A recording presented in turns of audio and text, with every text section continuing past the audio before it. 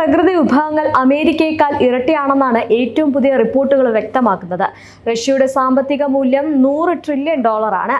ഇത് അമേരിക്കയേക്കാൾ ഇരട്ടിയാണെന്നാണ് 2024 December 5-ന് United Arab എമിറേറ്റ്സുകൾ നടത്തിയ സാമ്പത്തിക ഫോറത്തിൽ കണക്കുകൾ നിരത്തിയ റഷ്യൻ എണ്ണ കമ്പനിയായ റോസ്നെഫ്റ്റിന്റെ തലവൻ ഇഗോർ സെച്ചിൻ വെളിപ്പെടുത്തിയിരിക്കുന്നത്.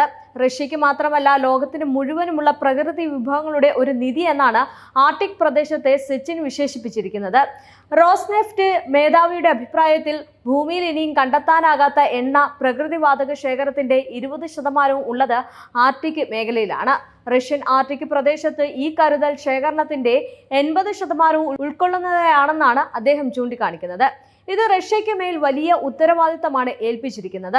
യുറേഷ്യയുടെ ഊർജ്ജ സംരക്ഷണവും പ്രദേശത്തിന്റെ തന്ത്രപരമായിട്ടുള്ള പ്രാധാന്യവും കണക്കിലെടുത്ത് സംഘർഷങ്ങളിൽ നിന്നും വിദേശ ഇടപാടുകളിൽ നിന്നും ആർട്ടിക് പ്രദേശത്തെ പൂർണ്ണമായും മുക്തമാക്കിയിരിക്കണം എന്നും ഇഗോർ സെച്ചിൻ കൂട്ടിച്ചേർക്കുകയുണ്ടായി. റഷ്യ ഉൾപ്പെടെ 8 രാജ്യങ്ങളാണ് ആർട്ടിക് മേഖലയിൽ ഉൾപ്പെടുന്നത്. Canada, Denmark, Finland, Iceland, Norway, Sweden, America മറ്റ് 7 രാജ്യങ്ങളും നാറ്റോ അംഗങ്ങളാണ്. ഈ 8 രാജ്യങ്ങൾ ഒത്തുചേർന്നതാണ് ആർട്ടിക് കൗൺസിൽ. അതാകട്ടെ പ്രാദേശിക സഹകരണം പ്രോത്സാഹിപ്പിക്കുകയും സൈനിക സുരക്ഷ ഒഴിവാക്കുകയും ചെയ്യുന്ന ഗ്രൂപ്പാണ്. അമേരിക്ക, ബ്രിട്ടീഷ്, ഡച്ച് നാവികരെ പരിശീലിപ്പിക്കുന്നതിനായി ഒരു പുതിയ നാറ്റോ ആർട്ടിക് യുദ്ധ കേന്ദ്രം സ്ഥാപിക്കാനുള്ള പദ്ധതി നോർവീജിയൻ പ്രതിരോധ മന്ത്രാലയം അടുത്തിടെ പ്രഖ്യാപിച്ചിരുന്നു. യുക്രൈൻ സംഘർഷവുമായി ബന്ധപ്പെട്ട അമേരിക്കയുടെ നേതൃത്വത്തിലുള്ള സൈനിക സംവിധാനമായ നാറ്റോയും റഷ്യയും തമ്മിലുള്ള സംഘർഷം രൂക്ഷമാകുന്ന സാഹചര്യത്തിലാണ് ഈ പ്രഖ്യാപനം നടത്തിയിരിക്കുന്നത്. തന്ത്രപ്രധാനമായിട്ടുള്ള റഷ്യൻ തുറമുഖമായിട്ടുള്ള മാർമാസ്കിൽ നിന്നും 100 കണക്കിന് കിലോമീറ്റർ അകലെയാണ് പുതിയ ഹബ്ബ് നിർമ്മിക്കുവാൻ പ്ലാൻ ചെയ്യുന്നത്. ഏറെ പ്രാധാന്യമുള്ള ഈ സൈനിക നാവിക താവളം 2026ഓടെ പൂർണ്ണമായും പ്രവർത്തനക്ഷമമാകുമെന്നാണ് വിലയിരുത്തൽ. യുക്രൈന്റെ നാറ്റോ അംഗത്തെ ചോദ്യം ചെയ്ത റഷ്യ നാറ്റോയുടെ പുതിയ നീക്കത്തെ ഗൗരവമായിട്ടാണ് നിരീക്ഷിക്കുന്നത്. അതുകൊണ്ട് തന്നെ ഈ പദ്ധതി തടസ്സപ്പെടുത്താനുള്ള സാധ്യതയും ഏറെയാണ്.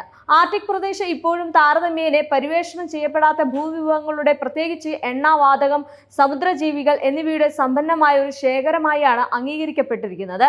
അതുകൊണ്ട് തന്നെ നാറ്റോയുടെ പുതിയ നീക്കം വലിയ സംഘർഷ സാധ്യത കേന്ദ്രമായാണ് ആർട്ടിക് ഇനി മാറാൻ പോകുന്നത് എന്നാണ് നയതന്ത്ര വിദഗ്ധരും ചൂണ്ടിക്കാണിക്കുന്നത്. ഈ പ്രദേശത്ത് വളരെ കാലമായി പ്രബലമായ സാന്നിധ്യം നിലനിർത്തി പോരുന്ന രാജ്യമാണ് റഷ്യ. നാറ്റോയുടെ വടക്കോട്ടുള്ള വിപുലീകരണം മുൻനിർത്തി നിലവിൽ റഷ്യൻ സ്വന്തം സൈനിക സ്വാധീനം ഗണ്യമായി വർദ്ധിപ്പിച്ചുകൊണ്ടിരിക്കുന്നുണ്ട്. തന്ത്രപ്രധാനമായിട്ടുള്ള റഷ്യൻ തുറമുഖമായ മാർമസ്കിൽ നിന്നും 100 കണക്കിന് കിലോമീറ്റർ അകലെയാണ് പുതിയ ഹബ്ബ് നിർമ്മിക്കുവാൻ പ്ലാൻ ചെയ്തിരിക്കുന്നത്. ഏറെ പ്രാധാന്യമുള്ള ഈ സൈനിക നാവിക താവളം 2026ഓടെ പൂർണ്ണ പ്രവർത്തനക്ഷമമാകുമെന്നാണ് വിലയിരുത്തലും. യുക്രൈന്റെ നാറ്റോ അംഗത്തെ ചോദ്യം ചെയ്ത റഷ്യ നാറ്റോയുടെ പുതിയ നീക്കത്തെ ഗൗരവമായിട്ട് തന്നെ നിരീക്ഷിക്കുന്നുമുണ്ട്. ഭൂമിശാസ്ത്രപരമായിട്ടുള്ള അകലം ഉണ്ടായിരുന്നിട്ട് കൂടിയും ഇന്ത്യയും ഈ മേഖലയിൽ കാലുറപ്പിച്ച് കഴിഞ്ഞിട്ടുണ്ട്. റഷ്യയുടെ അകമഴിഞ്ഞ സഹായം ഇക്കാര്യത്തിൽ ഇന്ത്യക്കുണ്ട്. ചൈനയും റഷ്യയുമായും അമേരിക്കയുടെ ഏറ്റുമുട്ടൽ വർദ്ധിച്ചതോടെ ഈ 2 ശക്തികളും ആർട്ടിക് കാര്യങ്ങളിൽ കൂടുതൽ സഹകരണവും ഏകോപനവും വളർത്തിയെടുത്തിട്ടുണ്ട് എന്നതും ഒരു യാഥാർത്ഥ കാര്യമാണ്. ബ്രിക്സ് കൂട്ടായ്മ പുതിയ തലത്തിൽ എത്തിയത് റഷ്യ, ചൈന, ഇന്ത്യ സഖ്യത്തിലെ കാര്യങ്ങൾ എത്തുമോ എന്ന ഭയം അമേരിക്കയ്ക്കുണ്ട്. അതുകൊണ്ട് തന്നെ നിയുക്ത അമേരിക്കൻ പ്രസിഡന്റ് ഡൊണാൾഡ് ട്രംപ് തന്നെ ബ്രിക്സ് കറൻസി ഇറക്കുന്നതിനെതിരെ ഇപ്പോൾ രംഗത്ത് വന്നിട്ടുണ്ട്. എന്നാൽ ട്രംപിന്റെ വാദങ്ങളെ ബ്രിക്സിലെ ഒരു രാജ്യവും ഗൗരവത്തോടെ എടുക്കുന്നില്ല എന്നതാണ് യാഥാർത്ഥ്യം. ആഗോള സൂപ്പർ പവർ എന്ന പദവി നഷ്ടപ്പെടുമോ എന്ന ഭീതിയിലാണ് അമേരിക്ക ഇപ്പോൾ ഉള്ളതും.